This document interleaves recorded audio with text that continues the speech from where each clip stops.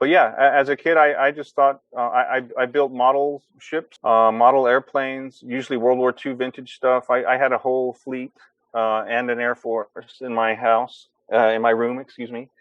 I don't know. I guess you think that as a little kid that, I don't know, war may be romantic or exciting or very consequential or something. But I listened to my grandpa's stories. He didn't tell me, as a little kid, he wouldn't tell me much detail as a little kid. I remember before he passed, though, he started telling me the same. He told me some of those stories again, but they were more detailed about the horrors of war that he saw.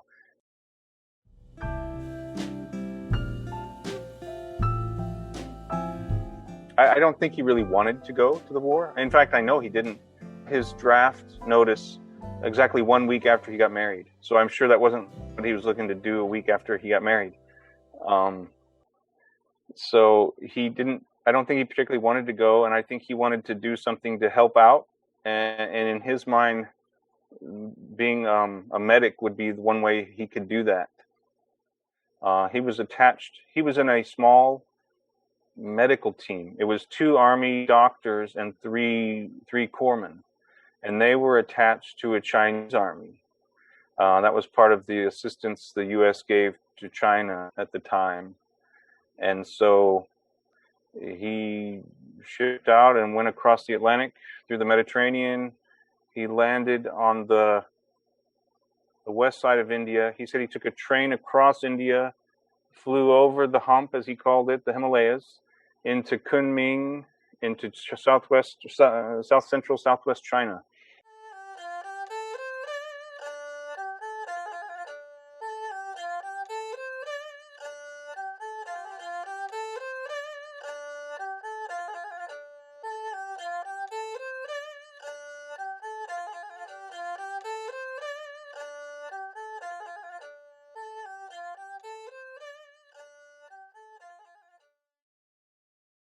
And then somehow formed up a pack team of mules with all their equipment and met this Chinese army. And they followed this Chinese army around for, I don't know, a year, 18 months.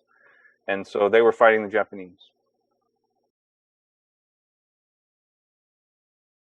Yes, he did not pick it up as a souvenir himself.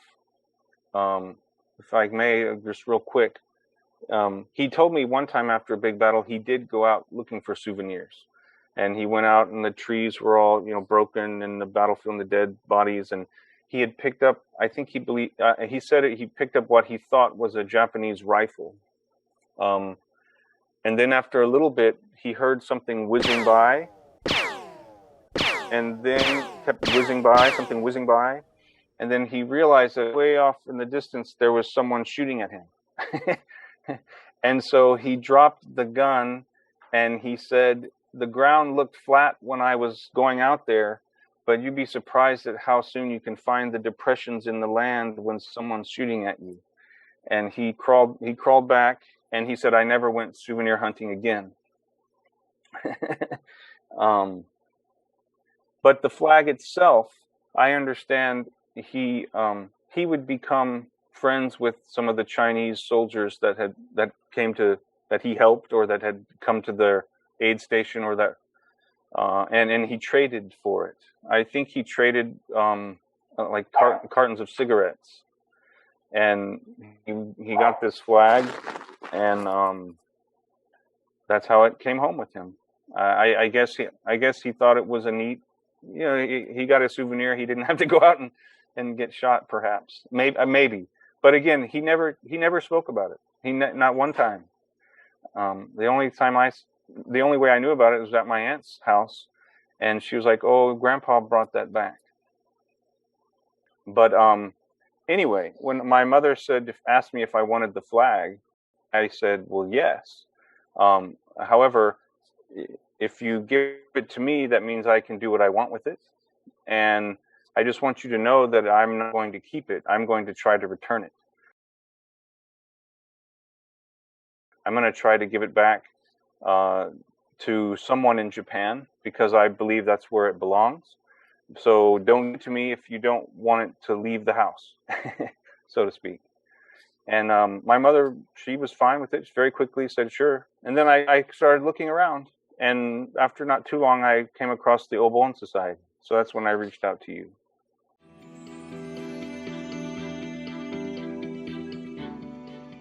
I thought maybe I could just like embed myself with Obon, and I could work and do the research and find who owned this flag, and I could go return it.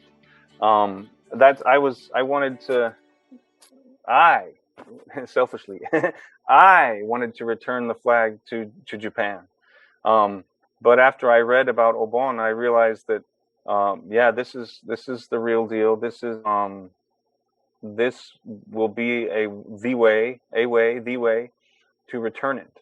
So, like I said, I had some free time, enough free time to drive up to Astoria. I live in the Los Angeles area. I live in Long Beach.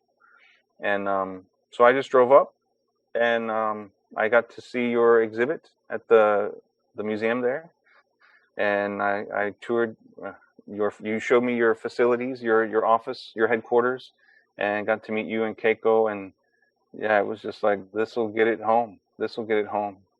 So that's why. Yeah, I really respect what Obon does. I think it's helping people perhaps heal, or perhaps learn a family that they don't know much about or didn't know much about.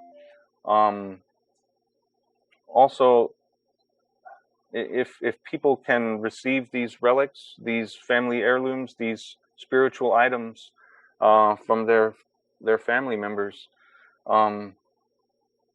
sure, I hope they can feel some love in the world, but also feel more love for their family and for their country, and for what happened to their soldiers.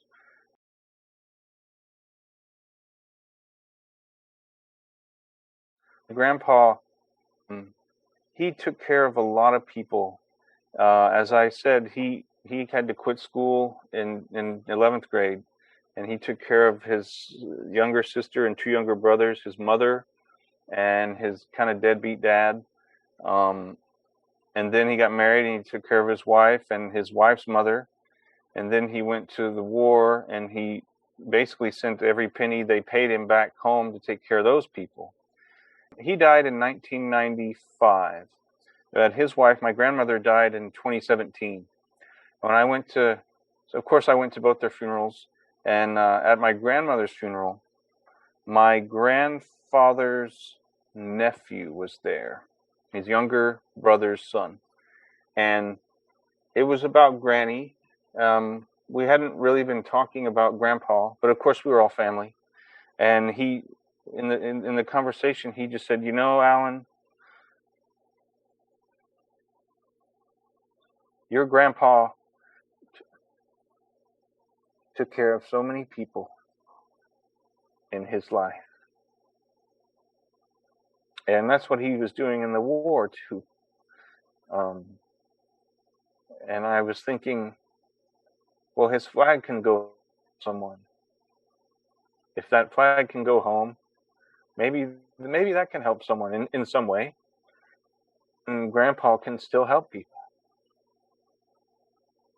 So I hope that helps someone somewhere. If maybe just the soldier himself, or the grandnephew that gets the flag. So that'd be great.